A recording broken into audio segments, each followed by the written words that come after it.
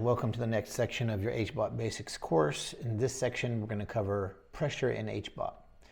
So in the last section, we covered quickly the difference between hard and soft chambers. As you know, one of the big differences between the two is hard chambers have higher pressure, soft chambers have lower pressure.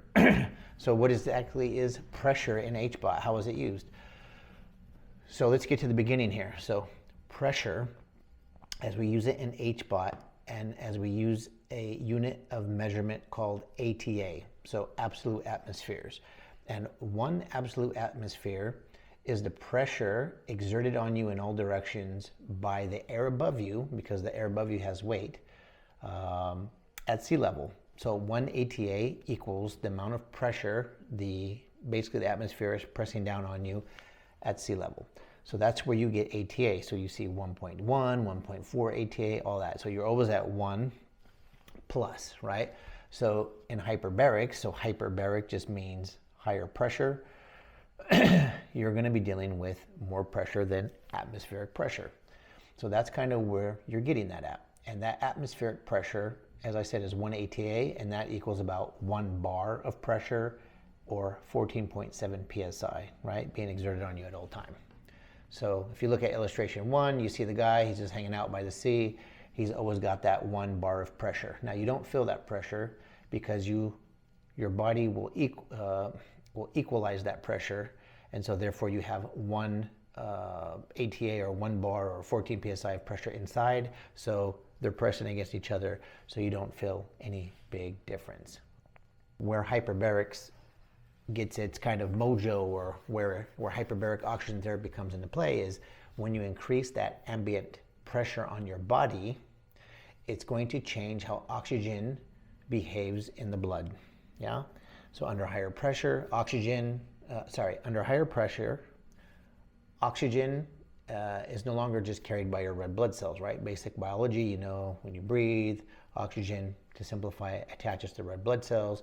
Those red blood cells transport that oxygen all throughout your body. Well, in hyperbarics, because of that added pressure, you're going to now dissolve oxygen into the blood plasma, the plasma that carries the red blood cells. So you're going to be carrying a lot more oxygen with you as it's transported throughout the body, right? So you're loading your body basically with oxygen.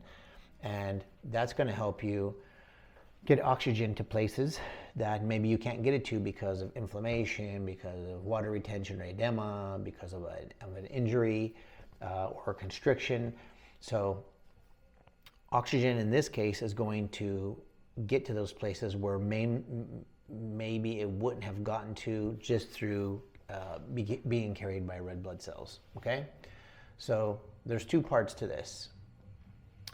The first part is when that oxygen comes in, right, through the plasma, it's going to get to areas of the body that maybe it can't get to, and it's going to provide for immediate cellular respiration support, right, your ATP production. And that's going to help start kicking off healing, all these other kind of processes that would happen when you have an injury. So normally, you know, if you get an injury, you get swelling generally, depending on the injury, right? Most injuries will have some kind of swelling.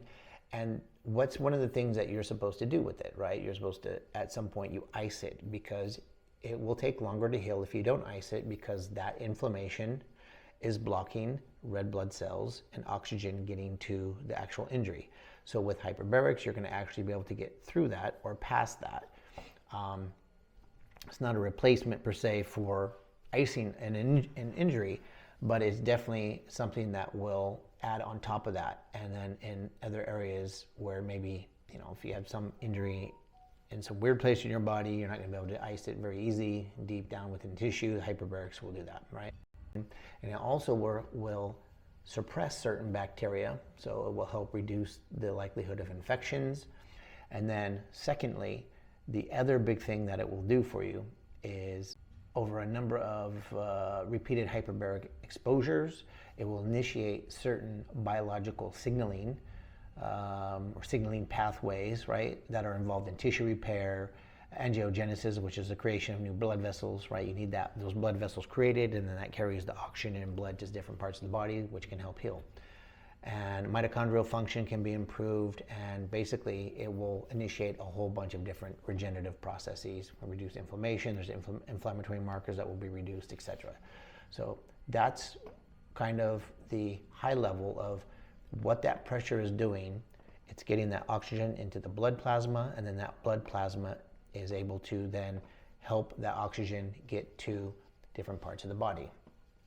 So as you look now at the second illustration, you're going to notice I have kind of three different graphics there that show the different types of oxygen saturation in three different scenarios. So as you'll notice, where there's no HBOT in the first example, it represents kind of the normal oxygen transport at sea level, where oxygen is carried almost exclusively by red blood cells. And then as you add the introduction of mild HBOT, this increased pressure is going to allow oxygen to dissolve directly into the plasma, and you begin to see oxygen distributed beyond red blood cells, or beyond red blood cell dependent transport, right? You're going to start to be able to see, all the different transports that are happening, right?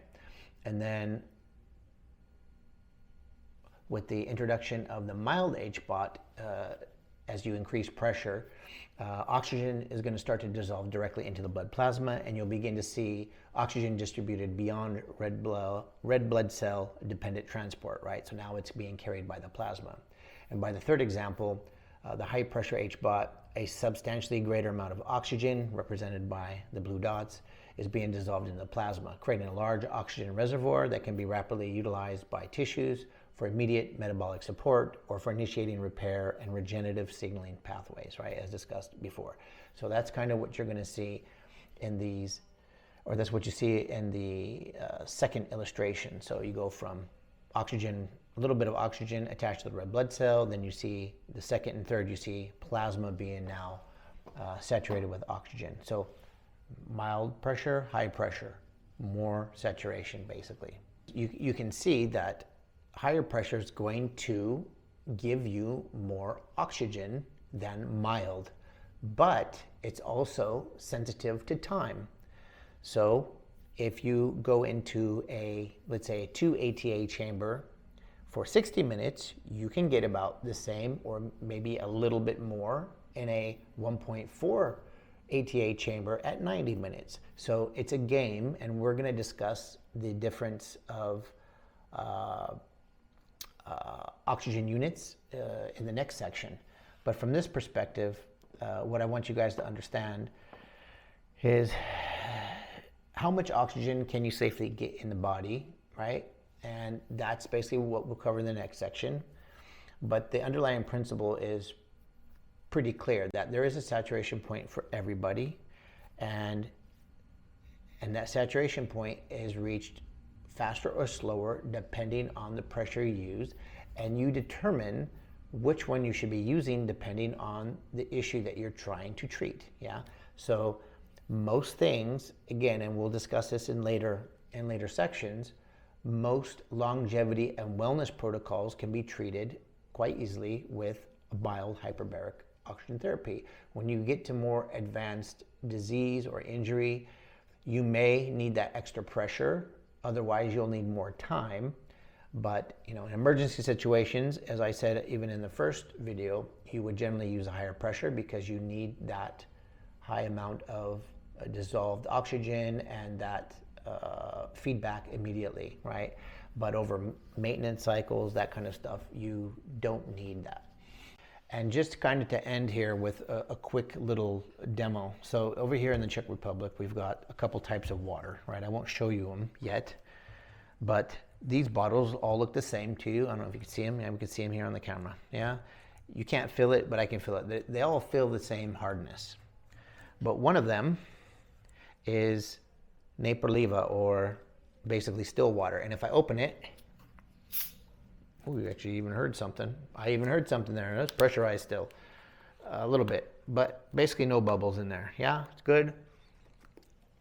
This represents basically the no HBOT, 1 ATA atmospheric pressure, right, of your body.